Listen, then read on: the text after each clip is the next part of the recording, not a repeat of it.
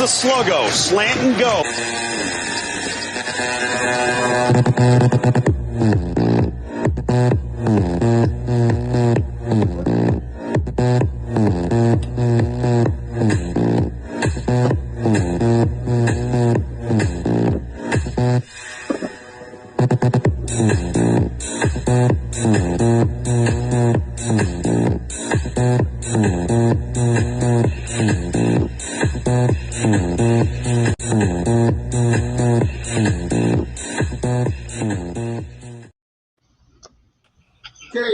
Episode 73 of Sluggo, and I think we just figured out all the problems are on my end, right?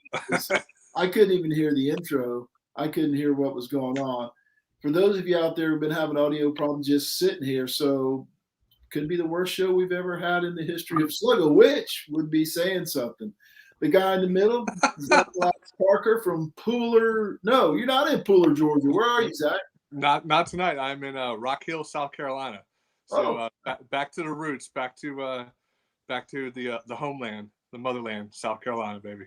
The motherland. And you sent Casey and I a text that had a picture of Tigertown Tavern, and I remembered what it was like to be in love, because I used to love $1 pictures on Friday. That shows you how old I am. Did you stop and partake?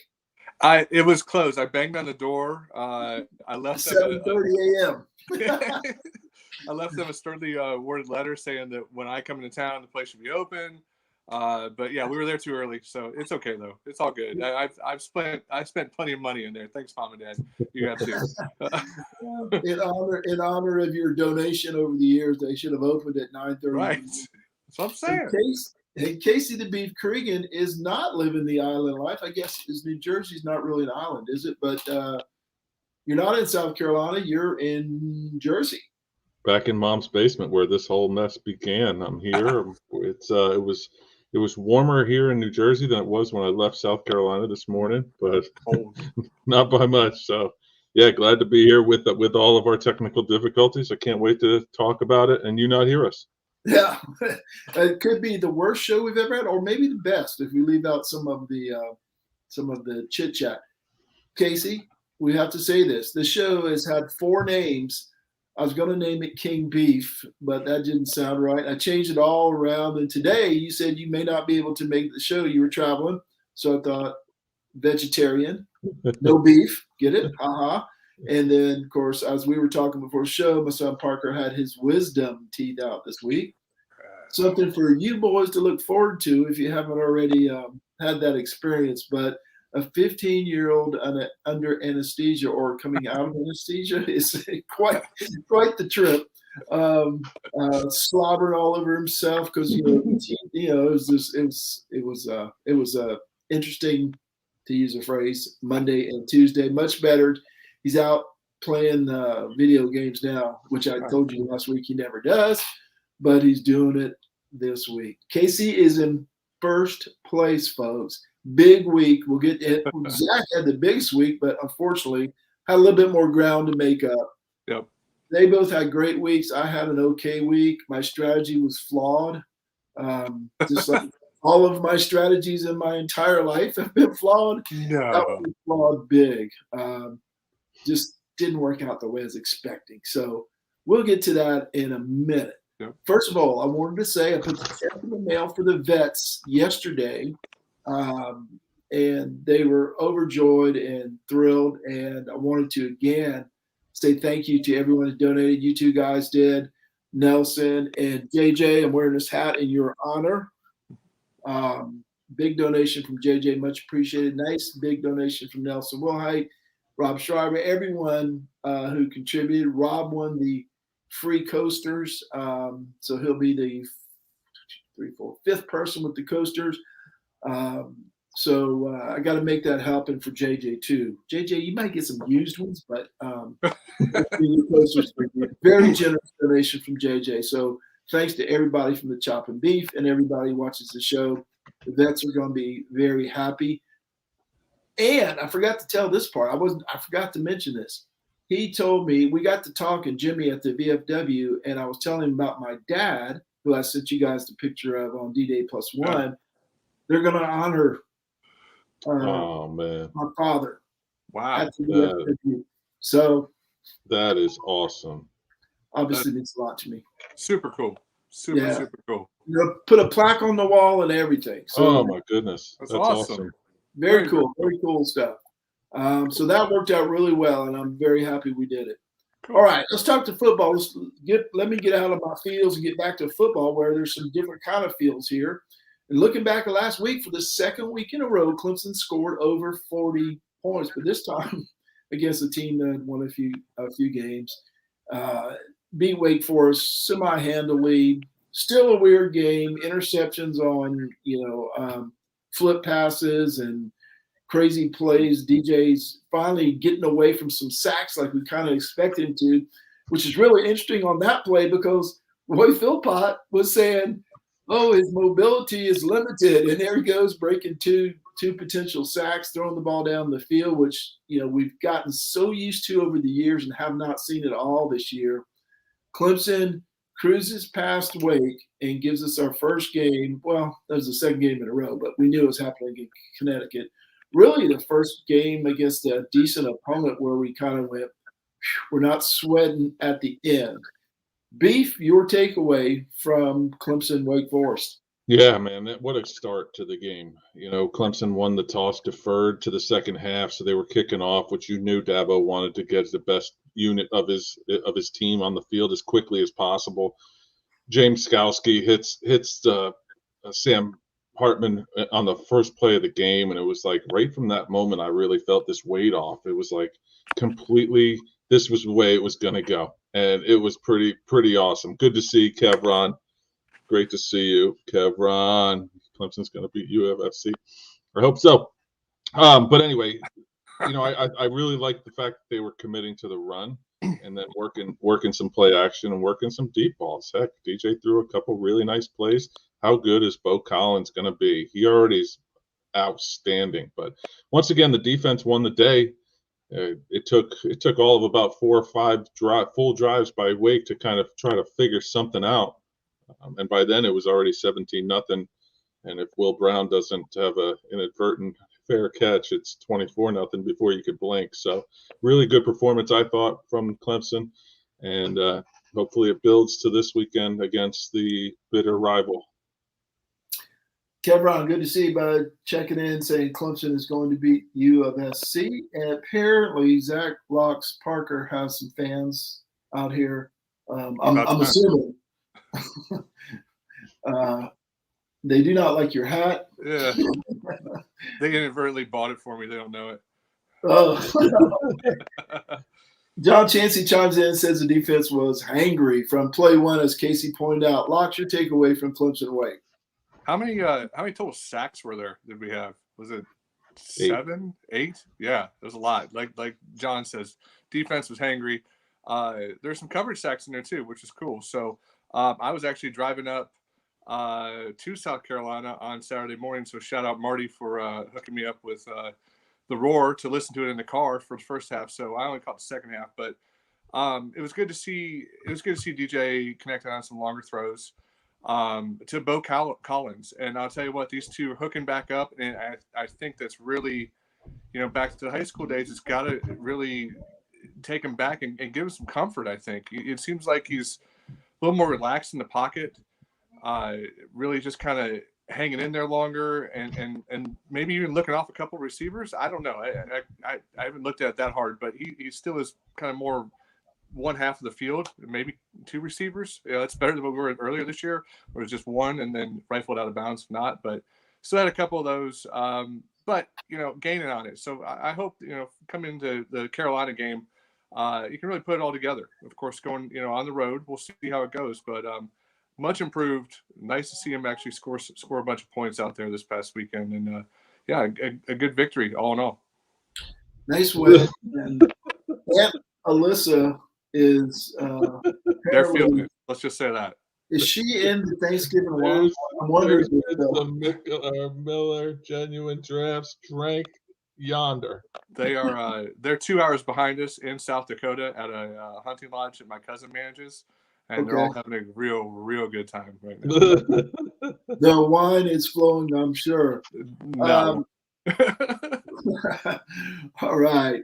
Other stuff around the country. Oregon lost their second game, so they've been eliminated. Texas loses their sixth game in a row. And man, what that program is in shambles. Beef and I were talking about before we went live here about some of the things I'm going to write for Seldom Used Reserve related to Clemson fans thinking things are terrible. You think things are terrible? Be a Texas fan right now. Losing to Kansas, racial stuff all over the place. A former ex-player, and not any ex-player, one with a huge microphone on CBS Sports is out there saying that players are getting playing time based on race. Just craziness at Texas. And Dan Mullen got fired from the University of Florida. So, yes, Clemson fans, things could be worse. Count yourself lucky that you're not LSU, Texas, or one of those fans. Oregon, for example, lost out of the playoffs. Locks, your take on any of that, whatever you want to talk about, if it's not on LS, Oregon, Texas, or Dan Mullen, anything you want to talk about college football related? Yeah, I mean, once again, here we are, Pac-12. See ya. All gone. Bye-bye. Oregon just couldn't stand up to the test. Credit to Utah, too. Played great. You just stomped them. The night game wasn't much to watch Saturday night, from what I recall. I had to flip over to South Carolina versus Auburn. But yeah, that's a sad state for the Pac-12 again. Dan Mullen, I kind of like Dan Mullen. Maybe that's just me. Maybe I just kind of like the personality, just into the chaos of the SEC. I don't think there's a head coaching spot going to be open for him anytime soon, but I think he could be an offensive coordinator somewhere real soon. He does have a good offensive mind. He's really not good in front of a microphone, though. I think we all learned that this past season. He's Mr. Excuse above all. So, and the Texas stuff, I mean, what a disaster. I read a quote that I think Saban, it was Saban, saying that he thought it was a real shame that Sark was heading to Texas because he A, knew the pressure, and B, knew the boosters, and just had a feeling that was afraid that this would go down for him this quick. So I hope he can hang with it. We'll see. But just the amount of pressure there is just tremendous. So good luck to him. Yeah, that's the good and the bad of having billionaire donors, right? A lot of power. They like to throw the money around, but they're not scared to throw it around to remove you from your position real quick. It reminds me of when Charlie Strong was there. What was his what's his name? He used to own the Vikings. I can picture his face. Red McCombs. Oh, yeah. Red McCombs said he'd be a good coordinator. Yeah. But they hired him as a head coach, and that's your biggest donor. The softball stadium's named after him. Probably hundreds of millions of dollars to the school, and that guy is saying your head coach should be a good coordinator somewhere. Wow, what a cesspool! And they were on top of the world for years, right? I had Texas fans. I think I've told you guys this before. A coworker saying, "Oh, we're going to win football, baseball, and basketball national championships year. We got the Longhorn Network. Nobody is going to stop us. We're recruiting whoever we want." That, as a long time ago and a lot of problems ago, that place is. I don't know who is going to be the person to. It wasn't Charlie Strong. Doesn't look like a Sarkisian.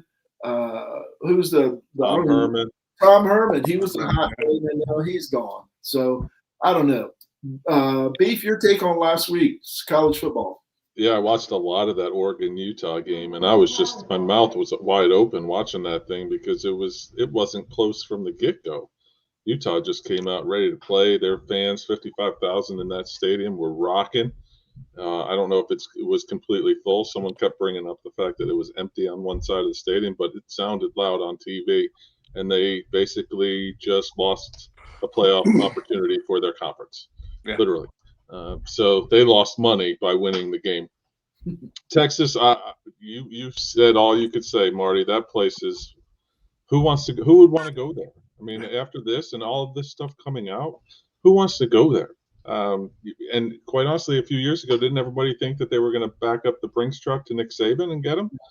Yeah, well, I think Nicky knew what was going on down there, and I think he tried to save his boy Sark, but sometimes that money just green right in front of your face, I guess, is a little bit too much to let go. And Florida firing Dan Mullen, that's a shame because he was on top of the world when he was with Mississippi State with Dak Prescott, where they were undefeated. They were ranked number 1. I think they were 1, and Ole Miss was 2, and it was like the Egg Bowl was going to be awesome. And then 4 or 5 losses later each, and they weren't even anywhere to be found. So, but he's apparently the quarterback whisperer. Could never really find a good quarterback. That includes Felipe Franks down there at Florida. The Richardson cat they have now just never really worked out for him. It's a shame. You had Muschamp and then now Mullen that have fallen flat on their face, and the guy before Mullen too fell on his face. And I don't know who they're going to get either, but it should be interesting. The SEC East outside of Georgia is kind of a dumpster right now. When the most exciting team in the SEC East outside of Georgia is South Carolina. Arguably, South Carolina could be Tennessee too. Yeah, that's you got problems on that side. Well, here's the thing about Texas too. Kind of Texas centric because I've lived here for 30 years, but and put up with all this nonsense for 30 years and won national championship. But they're going to the SEC. Is it going to get any easier? Maybe if they're probably. I wonder if Oklahoma and Texas are fighting over who gets to go to the East in the SEC because I don't know that they want to go West. It would make sense. Is that a coin flip? How are they going to pick that? I don't know. You know? I think it makes sense if Texas was in the West with Texas A&M, Right.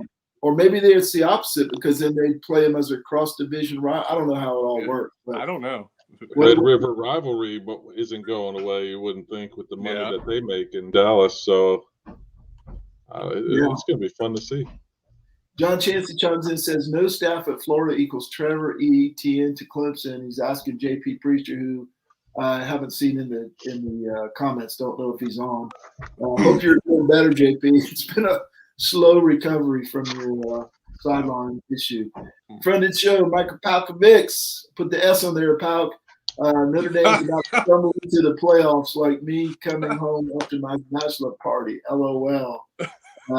And Alyssa probably thinks so. That's who knows. And I didn't even put that on the rundown, fellas. What do you think about the top 4 locks, including Cincinnati? So now have they put themselves in a position where if Cincinnati wins their next 2 games, say by double digits each, that they're going to automatically be in the playoff this year? What do you think, Locks? Yeah, I mean, it's the way they've set it up, and it kind of surprised me. I figured they'd wait at least another week to see what happens, but they've kind of cornered themselves into this. Although they did, Alabama won last week, and they dropped them down a spot. I suppose they could do it in Cincinnati too, but you never know how they weight these conference championships. It's really crazy. I mean, Oklahoma State, if they win two in a row versus Oklahoma, and then they would turn around and play Oklahoma again in the championship, right? Yeah. What are you going to do with them? I mean, who's going out then? Maybe they go in the 4th spot, and then you're going to have Notre Dame sitting there. And like Palk said, Notre Dame is just sitting there, just kind of creeping its way on along, and you're going to play a lowly Stanford team this week, but they'll take the 4th spot. I guarantee you, all day long, right? No doubt, and get crushed probably by somebody. I mean, is the 4 spots the Lamb, unless you're Alabama playing the number 1 team. That was a conversation that I had with Palka and Zach actually, and JJ from the Chop and Beef show. Would you rather go to the playoff and get beat by 30 or a New Year's Six bowl and win? I mean, and then talk about next year, right?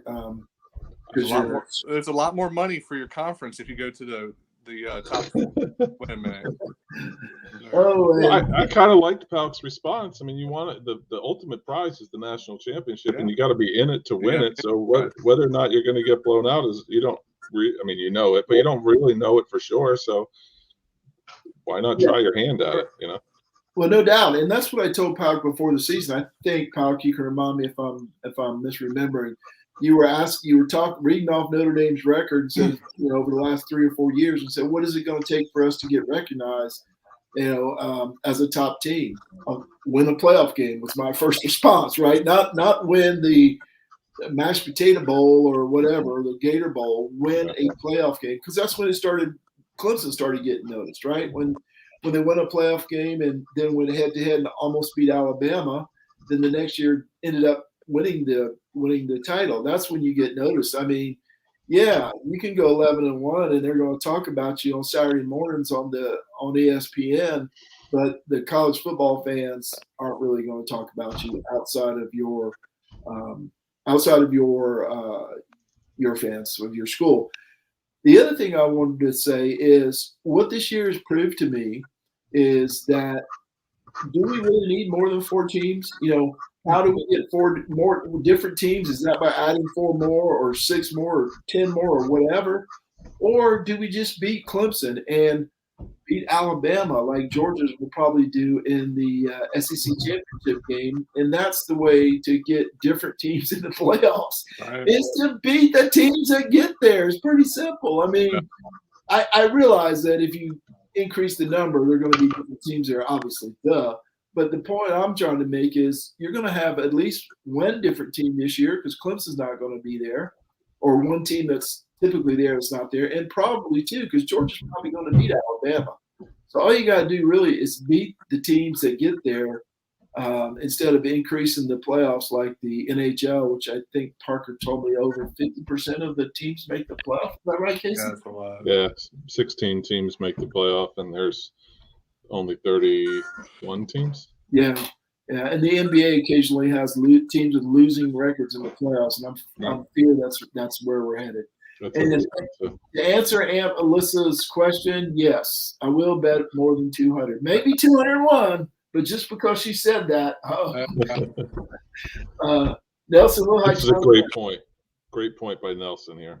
Just ask TCU and Baylor how secure that number 4 ranking is, even if you win. Yeah, that's true. But man, it's going to be upheaval. All those Casey, all those group of 5 people that we hang out with on the Sidelines Network on Twitter, they will be up in arms if Cincinnati wins. And he's number 4 now, wins 2 games by double digits and doesn't make the playoff. I think Zach said it though. Oklahoma State wins 2 games against Oklahoma, and it does one of them at least convincingly. They're jumping them. Sure are. Yep, no doubt. Yes, Marty, that's it. New Year's 6 doesn't do it. It's the CFP. Palkovics, we agree. Michael P. That was Dan. Zach, it's hard to keep up with your relatives. It's a clan, I'm telling you. That's his dad. That's his dad. That's Big Dan. He's the MGD guy. There's 14 of them all together, just clamoring over every word we say right now. And they're apparently blowing up your phone. No. Your flip phone is apparently blown up right now. I didn't have it in here. Oh, that's right. You're downstairs at night kind of guy. All right. That's right. All right, guys. It is time. We're going to talk about some of those teams that we've been talking about right now, and you guys mentioned some of the reasons I made some of the picks. But here we go. I don't think you could have done any worse if you tried. Well, I take that as a victory. These guys are doing research, so why should I? Beef, you stink the most. A true believer in what they're doing in North Carolina. That's why I'm picking Virginia Tech, Tennessee. I love Spencer Rattler. I agree with Marty. I don't like this. Look, you smell it, the backdoor cover. I really got to edit out that part about I love Spencer Rattler. That's got to go. That has not aged well like some of my tweets. Neither does Beef You Stink the Most, because look at Mr. Casey the Beef Cregan. Wow. First place, Casey, 12,377 and 3/4 logo bucks. I'm behind by 500, we'll call it 11,806.16, and Locks with his gigantic week still has some space to make up, or some bucks to make up, 9,617 some change. The records overall 19 and 17 for Locks. He was 2-1 last week. Casey is 17, 18 and 1, 1-2 last week, but he won his big bet, his big beefy bet. And there's me betting that 200 per game, as Dan pointed out, and best record, second place, story of my life. Casey, as the first place, as the leader of this mess. Has this happened before? Is this? I can't wait. Ask Yeah. me. We had Get to the question. Wait a second. This fell off. We had a show that was called Hail to the Beef. So you have been in first place at least once before. Yeah, it was week 1. Week 1. It's been a while. You get to choose. Where do you want to go first, second, third? What do you want to do here? I want to go last. You want? Okay, Marty's going to. And as the second place guy, next I want to go second. So Locks, you're up with the first pick. That's fine. Let's go. Last place goes first. All right. So I have a strategy in place. Believe it or not, I know you don't believe it, but it started with last week. We brought it back, gaining steam. Okay. So first game is Miami versus Duke, and the over/under was set at 68. And to me, I thought that seemed super high, so I am taking the under in that game. But I think the most important question in this game is, who's watching this game? Is anybody in the United States watching this game? Because, rivalry week, you got some of the best games of the year. Who's watching freaking Miami versus Duke at noon, I think, So, not me. So, therefore, part of the strategy, I'll bet $1 on this game. Ooh, and your family's giving me crap about 200 Sluggo bucks. $1. Didn't feel good about it. Had to pick a game. We're going to bet $1. And either Dan or Alyssa wanted somebody to man up, and we're still looking for that man. That was perfectly timed. Man up, bet $1. There's going to be some wild swings tonight. Stay tuned. You're kid, man. You're kid. Locks, I appreciate your strategy because I consider the exact same strategy. I know where you're going with this. I mean, it's a strategy. I even had to take out the calculator and said, if I bet $1 here and $1 here, how much did I bet on that last game, and what will my winnings be? Same strategy. Go first. Same strategy. That's okay. I can still copy you, but I'm not going to because your family just made fun of you, and it was so perfectly timed, as we said. Okay. Wisconsin is playing Minnesota, and they're 6.5 point favorites. At least they are when I got the bet. It's only minus 105. I don't have any big confidence in Wisconsin, but I have less confidence in Minnesota. All they got to do is win by a touchdown. Very well may end up a close game, but our confidence that Wisconsin wins by a touchdown or 10 points or something like that. Don't think Minnesota's going to score more than 10 points. Just hoping Wisconsin scores 17 or 20, which, hey, who knows? But unlike Locks, I'm going the opposite way. He bet $1. And so Dan, Alyssa, Marty's betting 750 Sluggo bucks on the Wisconsin Badgers minus 6.5. I think that's his biggest bet of the year, minus the $7,000 one. The best part is you have to watch that game now. I do not. I actually have an iPhone, not a flip phone like you have. I can just get alerts on the iPhone. Don't have to buy. I've done the Wisconsin thing, I think 3 or 4 times this year, and it is just a painful, slow bleed every time, man. Kills me. Yes, I know. All of my games are going to be like that this week. You're up. My pick. This is because I'm kind of the same boat as you guys, talking about games to pick. And John Chansey has called me out numerous weeks in a row, so I'm going to do this for him. I'm picking Rutgers +1 at Maryland. Maryland is a dumpster fire. Rutgers on the road as a road dog +1. So you figure you get 3 being a home. So actually, they're saying they think Rutgers is going to win. So I'm picking. I think that's how it goes. I don't know. I'm picking Rutgers. I'm going 500 Sluggo bucks. RU rah. Okay, Casey, got some bad news for you. Yeah. Rutgers, I heard before this show, this is not a joke. I heard Rutgers has a flu problem, and that I did look at the spread. It has now changed. I think Maryland's the favorite now by like 2 or something. I think By how much? Rutgers. I got it. They're telling me to It's tell my you. bookie telling me about Rutgers. That's it. Rutgers flu call, I believe that is right there. That's all right. Okay. I'm good. If it only moved a point, then that's fine. Locks, bet number 2 with All your right. ultimate strategy. Yeah, strategery coming in here. So I'm going to save the best for last, pandering to the crowd. My 7 fans are listening. So I'm gonna go with the Clemson versus South Carolina game here. And let me just start by apologizing to my people. Okay, I have a Clemson hat on. Obviously, I want Clemson to win. He's got the ship happens shirt, solid shirt to wear there, Marty. Huge week, obviously.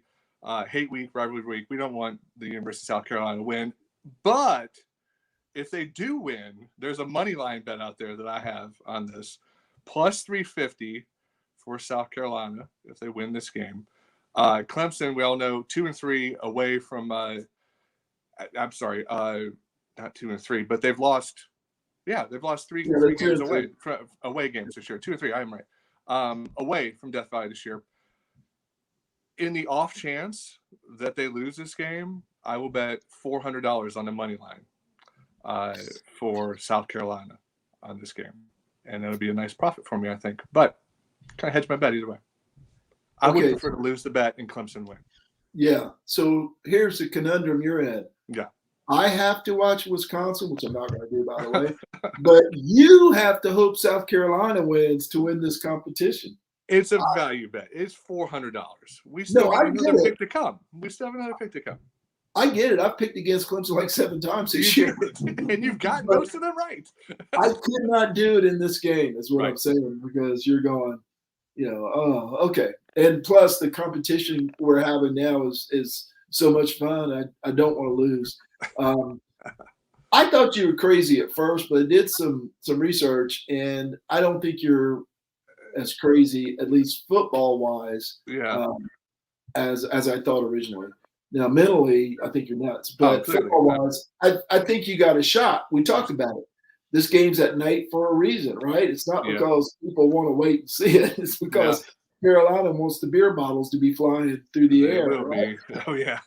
And those SEC refs like they had last week with the home cooking, right? There's ACC refs this week. ACC refs on the road. Is it? Okay. Yep.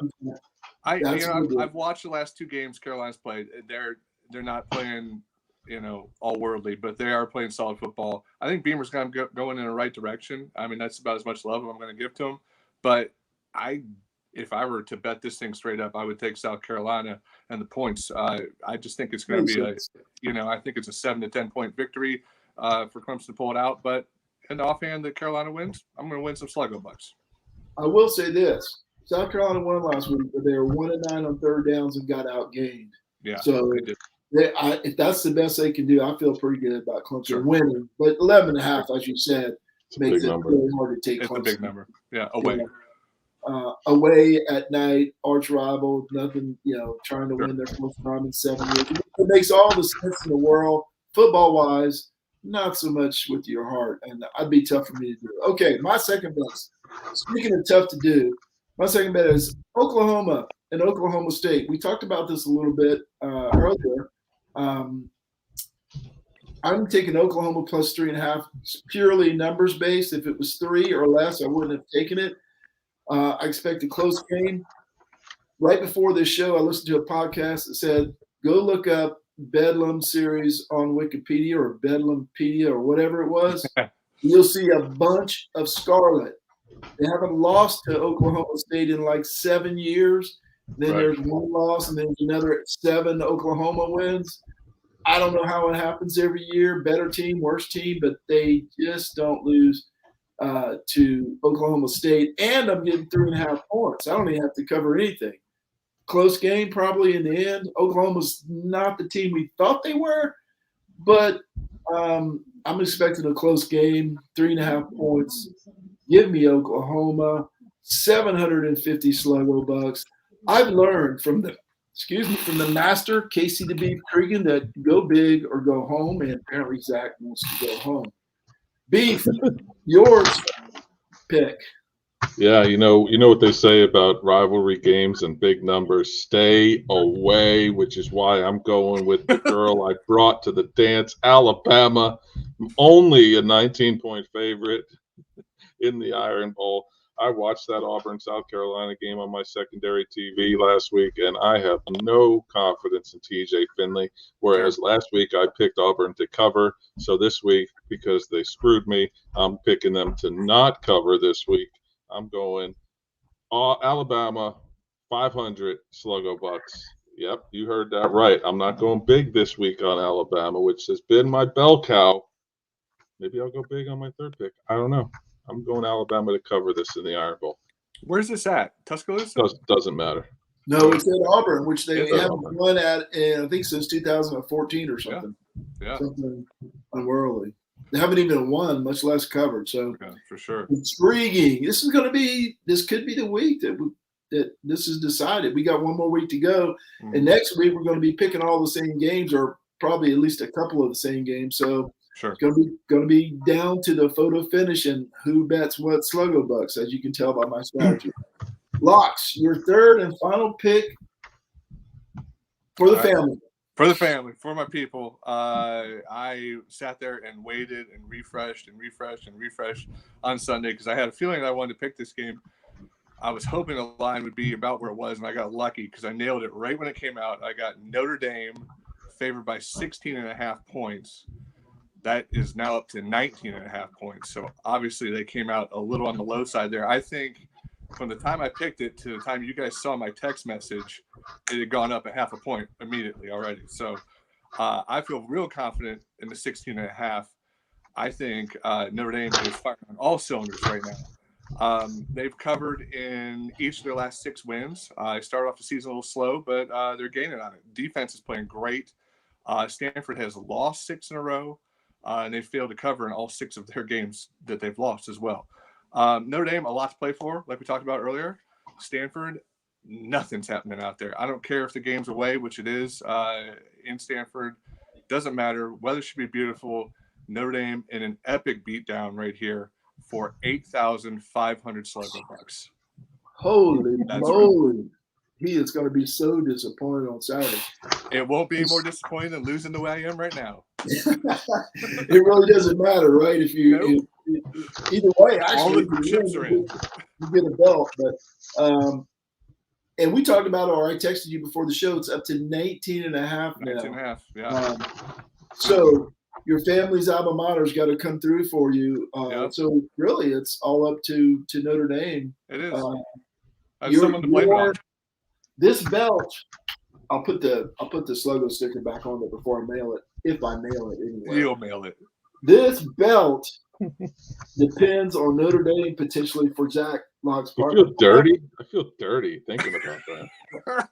And South Carolina. He's betting on Notre Dame and South Carolina. Zero my 2 morals. most hated teams right here. We have to figure out a new co-host next year, Case. Sold my soul. He sold his soul for $7.99 plastic and genuine imitation leather belt. Oh man, I'm gonna charge. I'm gonna put it. What is it? Pay on delivery if I have to. It's a strategy. It's a year-long strategy I've been working, guys. I'll be honest. Big math guys. He's got me scrambling a little bit because if he wins that's a big payoff.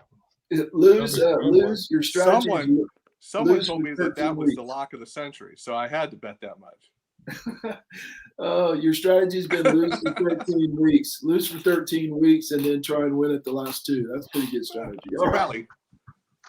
My third and final bet, I'm not so confident of. Took me till today to settle on this. This is the battle of the backup quarterbacks. Yeah, it is. It may be 3-0, but that's all I need. That's all I need. Here's what I'm depending on. I'm depending on Iowa's decent defense and Nebraska's ability to shoot themselves in the foot 487 different ways. It's only 1.5. I'll take 2-0. It doesn't even have to be 3. I'll take a 6. Or, whatever. And this is another game I won't – well, this is a Friday game, so I may be watching. But I don't know. One team's 9-2, one's 3-8. It's a 1.5. I realize they both have playing backup quarterbacks and they can't score. But man, I don't know. I can't see Nebraska beating Iowa this year. And Zach's strategy has me thinking that I need to go big here. I have a bigger pot to go from. I'm thinking beef. You got me thinking too, jerk. It works. It has worked. Zach's strategy has affected me. I'm going to go 8,500 Sluggo bucks on Iowa. How do you feel about yourself right now? I feel a little dirty too, but I don't feel Gamecock dirty. I don't feel Gamecock dirty. 8,500 bucks. I'm pushing my chips in to the table. And Beef, now look at Beef. Beef's got to do something here. I've blown up the whole game. We did, but that's what this is all about, right? This is what, finally we've been piddling back and forth all for 9-10 weeks, but this is what it's all about. It is a pillow fight. But here's thankfully I saved what I believe to be my lock of the weekend for last. But because of Lock's bet, I'm in my thoughts about this because I have Pittsburgh -11 as my third and final pick, and they just clinched the Coastal Division last week. But this isn't baseball, right? They're not gonna keep these guys down for the last game, right? Pitt's an 11-point favorite against Syracuse. So I picked this game thinking this is my big dog, and I'll go bigger. I've been winning with my $2,500 bets, but then Locks just threw a huge wrench into this. So I'm staying with it. I'm staying with Pitt -11 for $6,317. $6,317. I see what you're doing there. Which is something that Clemson people may recognize. I don't know. And it's also a big kibosh to this guy over here for his South Carolina bet. $6,317. $6,317 for those Clemson fans listening on Pittsburgh. Come on, Kenny Pickett. Davey O'Brien Award, Maxwell Award. He's going to win them both and win the Heisman. What's up? Hopefully he plays one game. This is why it's so much more fun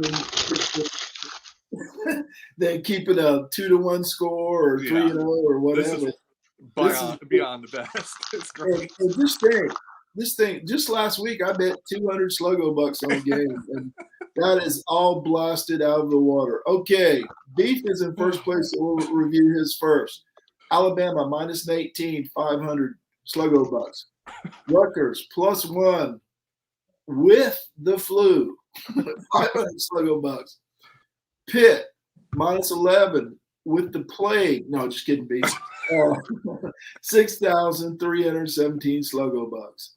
My bets: Wisconsin -6.5, can't score. 750 Sluggo bucks. Oklahoma +3.5, 750 Sluggo bucks. As you said, Locks, before we were talking, this is an interesting game because if Oklahoma wins, they play again next week. Yeah. And I'm going to choose the other team next week. Right. If Oklahoma loses and Baylor wins, Baylor goes. So Baylor goes, yeah. I'm betting on Oklahoma to be more motivated than Oklahoma State. Who knows? Who knows about the motivation? They're 19. They're motivated by, whether the girls mad at them. A lot of things, yeah.